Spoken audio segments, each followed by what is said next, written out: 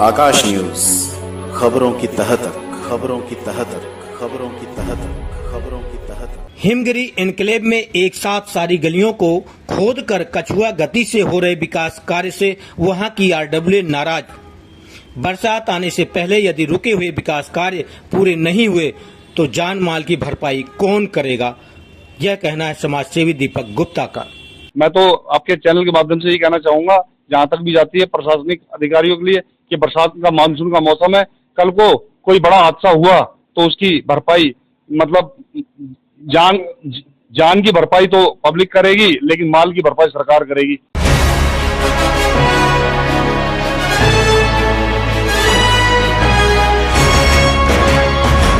बुराड़ी विधानसभा के हिमगिरी एन्क्लेव में इन दिनों विकास कार्य चल रहा है। गलियों में सीवर डालने का काम व नालियां बनाने का काम चल रहा है, लेकिन ये विकास कार्य वहां के लोगों के लिए मुसीबत बन गई है। स्थानीय आरडब्ल्यू के पदाधिकारियों ने कहा कि ये विकास कार्य कछुआ गति से होने की वजह से लोगों को भारी मुसीबतों का सामना करना पड़ रहा है।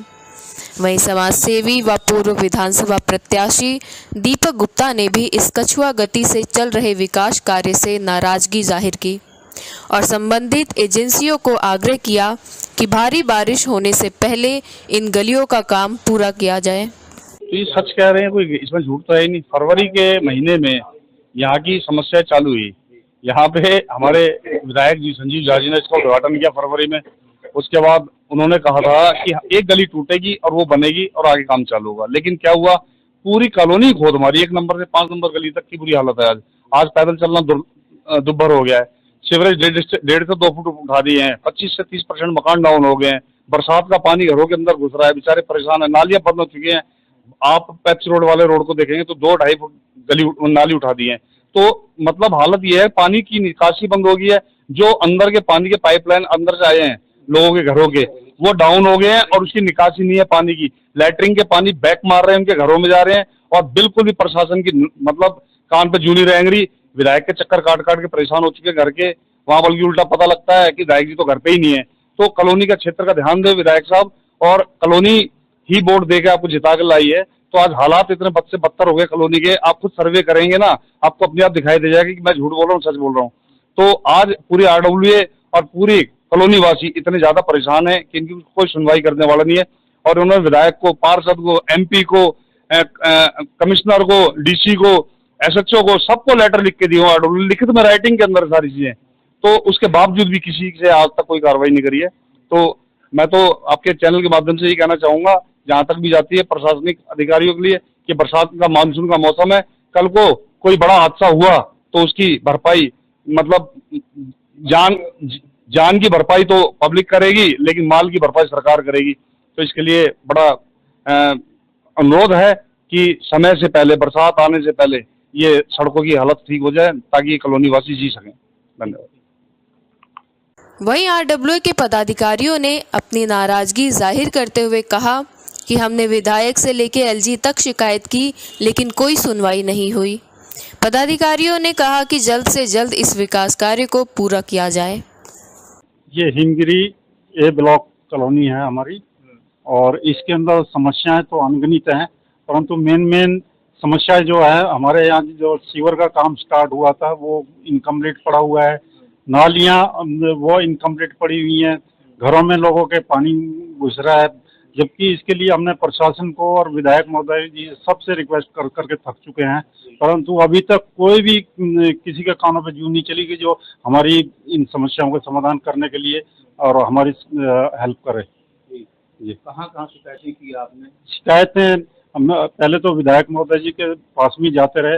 विधायक जी के यहाँ जब हमें न्याय नहीं मिला तो हमने एलजी साहब को चिट्ठी लिखी, जिसकी कॉपियाँ हमने चीफ सेक्रेटरी साहब और अपना DC civil line zone Delhi Nagar Nigam और अपना एसएचओ महोदय, अपना दिल्ली जल बोर्ड के एक्शन साहब, चीफ इंजीनियर साहब और फ्लड के एक्शन साहब, इन सबको हमने मेल करके कुछ को मैनुअल जाके सबमिट कराई है अपनी एप्लीकेशन में। क्या रिस्पांस रहा इसका? रेस्पॉन्स कोई कहीं से भी फ्रूटफुल रेस्पॉन्स नहीं मिला। उसके बाद में हम एक्शन दिल्ली जल बोर्ड से पर्सनली मिले, जाके उनके वहाँ पे भी एप्लीकेशन लगाई, उसके फर्दर फ्लड वाले एक्शन साहब से पर्सनली मिले, वहाँ से भी जब हमें रेस्पॉन्स नहीं मिला तो फिर हमने उनसे अपना पर्सनली दोबारा से मिलने के लिए गए 15 दिन के बाद में। तो तब उन्होंने उनसे हमारी बात, फिर वो ऑफिस में नहीं अवेलेबल थे तो फ़ोन पे बात हुई। फ़ोन पे उन्होंने कहा कि जी आपकी कॉलोनी में हम जल्दी से जल्दी काम स्टार्ट करवाने वाले हैं। तो उसके बाद में हमारे यहाँ कॉलोनी में काम स्टार्ट हुआ नालियाँ बनाने का, परंतु अभी तक वो नालियाँ अधूरी पड़ी हैं क्योंकि जो लेबर लगी हुई है उस लेबर ने 1 महीने के अंदर 15 दिन काम किया तो 15 दिन छुट्टी की है, जिसकी वजह से हम अभी बीच में लटके पड़े हैं। कुछ घर हमारे जो कॉलोनी के नीचे पड़े हुए हैं जिनके अंदर नालियाँ बंद होने की वजह से पानी भी उनके घरों में एंटर कर रहा है। हमारे हिमगिरी ए ब्लॉक विकास समिति का मैं जॉइंट सेक्रेटरी हूँ। मेरा नाम बाबूलाल है। ये मैं देख रहा हूँ ये गलियों में सीवर तो डला हुआ है लेकिन ढक्कन नीचा कर दिया है, कैसे निकल रहे हैं, कैसे निकलना होगा? नहीं, ये हमको तो अभी तक पिछले फरवरी महीने से आज तक यही नहीं मालूम है कि क्या ड्राइंग है, कैसे बनाएंगे, कितना ऊंचा बनाएंगे। जो आता है अपनी मर्जी से बना के चला जाता है और हम लोग बुजुर्ग लोग और बच्चे लोग, लेडीज लोग इतने परेशान है कि चलने में भी हमें तकलीफ होती है। क्या कुछ रिस्पॉन्स रहा एमएलए की तरफ से या और भी जो ये फरवरी महीने से हमको एमएलए साहब ने बुला के ठेकेदारों को बुला करके बात की थी कि भाई आपकी कॉलोनी का सीवर लाइन और ये सड़क का और ये काम उद्घाटन शुरू कर दिया गया है। पहले शुरू में 3 गलियां 3 नंबर 4 नंबर 5 और 5A का काम करते हैं, तो उसमें वो एक एक गली को करेंगे। पहले सीवर लाइन डालेंगे, उसके बाद में उस पर सड़क डालेंगे, नाली बना देंगे। बाद में जब एक गली का हो गया तो दूसरी गली बोले कि नहीं पहले दूसरी गली का भी सीवर लाइन डलवाओ, फिर तीसरी गली का भी डलवाओ, उसके बाद में नाली का काम और ये सड़क का काम हम शुरू करेंगे।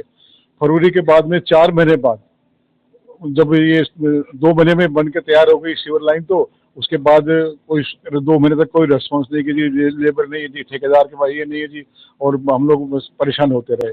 अभी 1 महीने से जा करके और 5 नंबर गली में काम शुरू किया नाली का, उसमें भी लेबर 15 दिन आती है, 15 दिन नहीं आती है। तो अभी भी अधूरा काम पड़ा हुआ है और हमें तो ये निश्चित नहीं है कि अभी अगर एक बारिश आ गई तो क्या हाल होने वाला है हम लोग, हम ही समझ सकते हैं।